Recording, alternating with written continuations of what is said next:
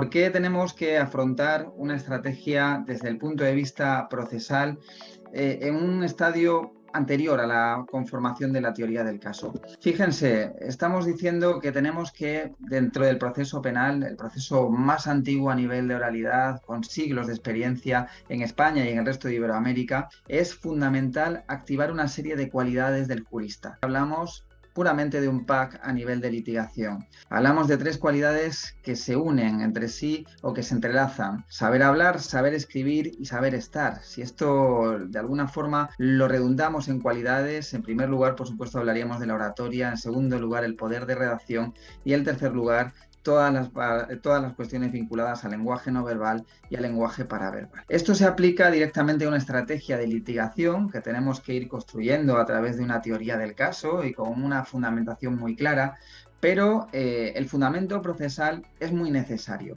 Por un lado, a nivel de estrategia tenemos que tener una diferenciación clara. Por un lado, saber captar estáticamente el asunto y, en segundo lugar, partir del propio dinamismo de la litigación oral dentro del proceso penal. ¿A qué me refiero con esto?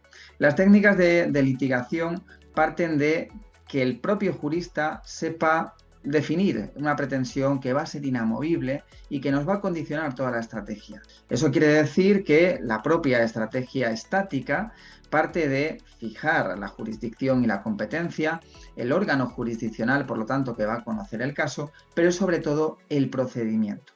El procedimiento a nivel penal, si nos vamos a países iberoamericanos, tenemos, por supuesto, los dos grandes bloques en proceso ordinario y proceso abreviado en diferentes modalidades. En España tenemos diferentes procedimientos dentro del abreviado, el rápido, el de delitos leves, bueno, una serie de cuestiones que también marcan una estrategia propia de litigación oral.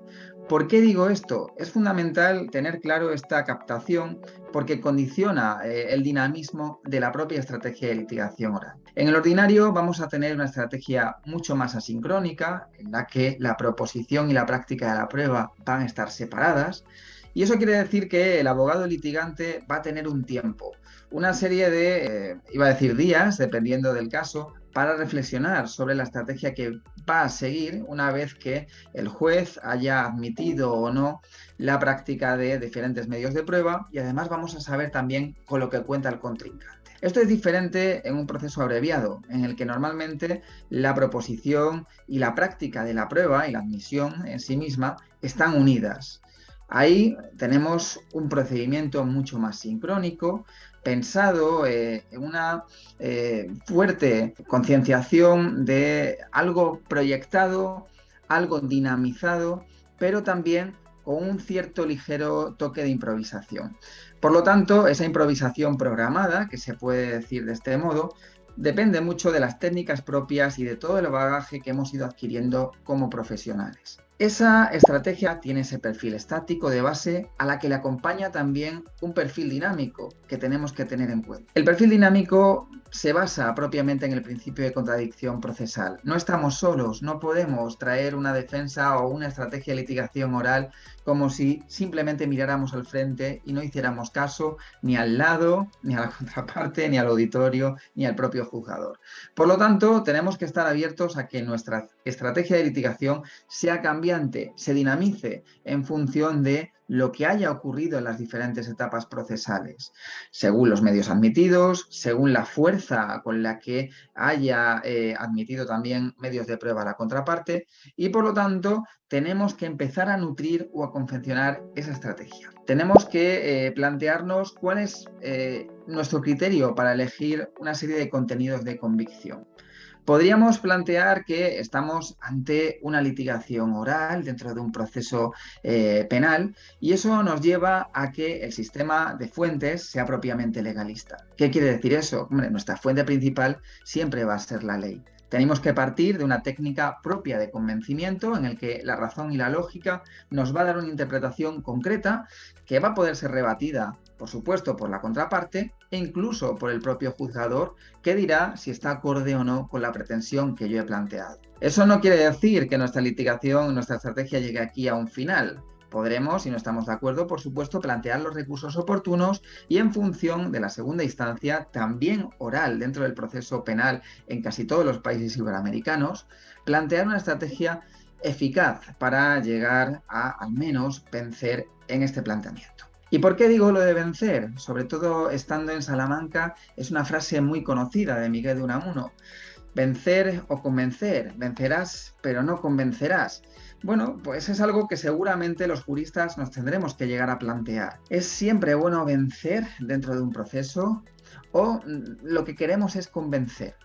Bueno, puramente, técnicamente procesal, lo que queremos, por supuesto, es vencer. Estamos en un proceso adversarial, si no hubiéramos ido a un proceso a un método autocompositivo de resolución, y eso hace que queramos influenciar en el juzgador y llegar adelante con una pretensión que sea válida y que responda a los intereses de nuestros clientes. Pero no es siempre así en todo caso. A veces no venceremos, pero convenceremos a nuestro cliente. O en otras ocasiones, dentro de nuestro punto de vista de la estrategia procesal, a lo mejor debemos optar por dejarnos influenciar en vez de influenciar nosotros.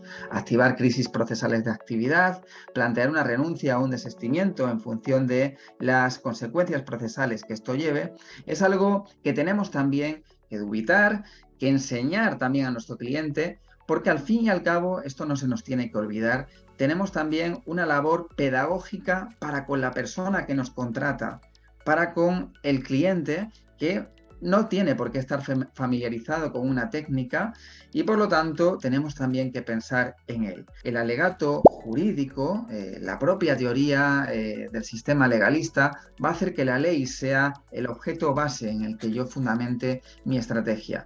Pero no se nos olvida, por supuesto, que vamos a tener desde el punto de vista de la teoría del caso un alegato propiamente fáctico, también una serie de involucraciones de acreditación probática, pero también tenemos, como no, la persuasión.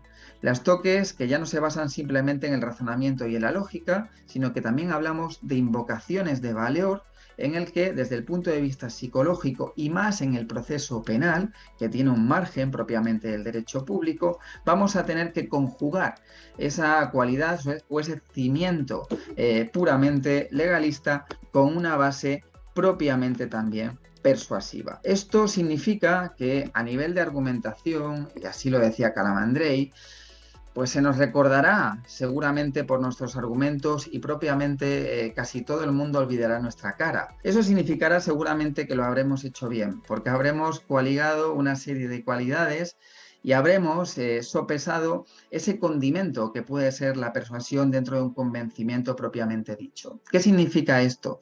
La persuasión es como las salsas de las comidas. Si yo echo poquito, a lo mejor se me queda el argumento soso. Si yo me paso de persuasivo, pues seguramente eso esté sobrepasado y tampoco me guste. El equilibrio es imposible, pero entre todos y a través de estos cursos estoy seguro que vamos a poder encontrarlos.